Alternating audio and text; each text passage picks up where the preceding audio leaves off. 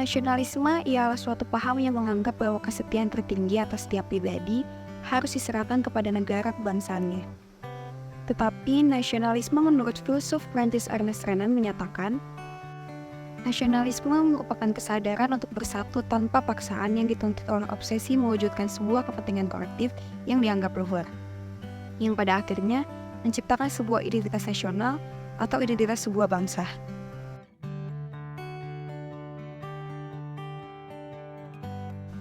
Identitas nasional dibangun dari identitas lokal yang tersebar di seluruh daerah di Indonesia, baik berupa etnis, suku, ras, atau agama, yang terangkat dalam suatu kesatuan dengan wadah Bhinneka Tunggal Ika, yang menggambarkan keberagaman masyarakat Indonesia.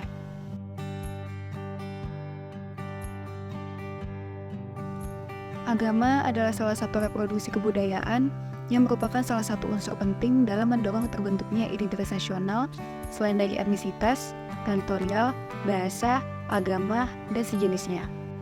Berbeda dengan etnis, nilai agama sifatnya lebih universal. Artinya, agama tidak terbatas keberadaannya pada suatu wilayah sebagai bentuk sentimen kedaerahan atau primordialisme. Agama dapat memainkan peran yang lebih fleksibel dalam membangun identitas nasional. Prinsip suatu ajaran agama untuk tidak membeda-bedakan agama satu dengan yang lainnya, sebagaimana tertuang dalam sila pertama Pancasila, ketuhanan yang Maha Esa, dan pentingnya penanaman nilai-nilai dalam konteks masyarakat multikultural seperti toleransi, demokrasi, saling menghormati, dan menghargai satu sama lain dapat diinternalisasikan melalui situs kewarganegaraan berbasis agama. Agama telah mendominasi dan penyebarannya yang begitu cepat ditujukan kepada manusia. Manusia beroleh hak untuk memeluk agama yang ia percayai untuk dekat dengan Tuhan. Penyebaran agama-agama di Indonesia diprakarsai oleh kelompok religius dan mendirikan pondok-pondok sebagai tempat ibadah mereka. Bukan hanya itu saja, kaum religius juga memberikan ajaran-ajaran yang dapat memberikan bekal kepada mereka yang mempercayai agama pilihannya. Semua kelompok religius ini tidak hanya berasal dari agama Islam saja, melainkan dari Katolik, Kristen, Hindu, Buddha, dan juga Konghucu. Namun, kembali kepada masyarakat untuk dapat memilih dengan bijak. Ada begitu banyak aliran agama yang terdapat di negara Indonesia, dan begitupun ciri yang dimiliki oleh agama berbeda pula. Meski tujuannya satu, yaitu berelasi dengan Tuhan, akan tetapi keyakinan dan ajarannya tetap berbeda. Adapun ciri yang diyakini setiap agama.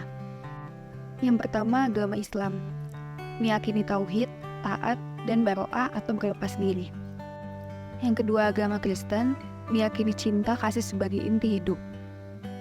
Yang ketiga, agama Buddha yang meyakini hukum sebab akibat atau karma. Yang keempat, agama Hindu yang meyakini untuk menghadapi penderitaan. Dan yang terakhir, agama Konghucu yang meyakini ajaran kelembutan.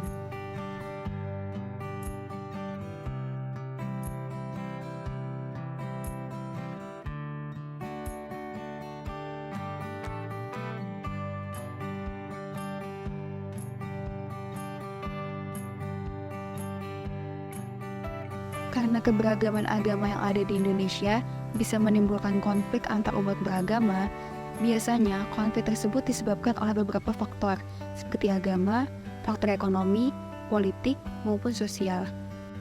Selain itu, konflik ini tidak jarang terjadi disebabkan karena persoalan pendirian rumah ibadah atau cara penyiaran agama yang tidak sesuai dengan ketentuan yang berlaku. Atau karena adanya sebuah kesalahpahaman di antara pemeluk agama satu dengan yang lain. Konflik internal umat beragama biasanya terjadi karena adanya suatu pemahaman yang menganggap hanya ajaran tersebut yang benar, sehingga menyalahkan ajaran yang lain. Selain itu, dikarenakan minimnya pengetahuan masyarakat terhadap pluralisme, maka lahirlah karakter apatis dan puritan terhadap toleransi beragama.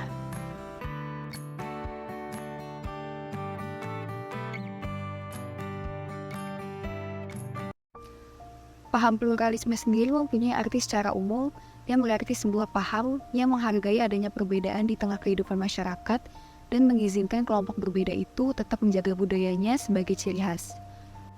Berdasarkan arti dari paham pluralisme sendiri, bisa disimpulkan bahwa dari beberapa kelompok agama yang masih belum mempunyai pemahaman tersebut, sehingga menimbulkan beberapa konflik antar umat beragama.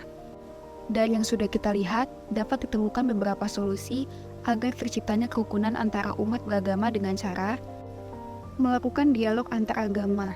Hal ini bisa dilakukan dengan melakukan kegiatan acara seminar atau sebuah acara podcast yang ditampilkan di sosial media. Selanjutnya, peringatan acara bersama. Merayakan peristiwa nasional tanpa membedakan agama atau kepercayaannya merupakan salah satu bentuk cara untuk menyatukan para umat beragama tanpa menyentuh sisi kesakalan atau kepercayaan masing-masing individu. Dan yang terakhir, pelibatan pemimpin agama. Ini merupakan cara yang baru-baru saja digunakan untuk mengurangi konflik antar umat agama. Cara ini dilakukan dengan melakukan perbincangan dengan topik pembahasan yang mengatakan agamanya masing-masing tanpa menyinggung satu sama lain. Konflik yang timbul biasanya hanya karena kurang komunikasi antar umat agama satu dengan yang lain, sehingga menimpa beberapa konflik tersebut. Maka dengan itu, mari kita menjaga keutuhan bangsa ini dengan membangun pemahaman pluralisme antara umat beragama demi membangun nasionalisme dan menjaga identitas bangsa Indonesia.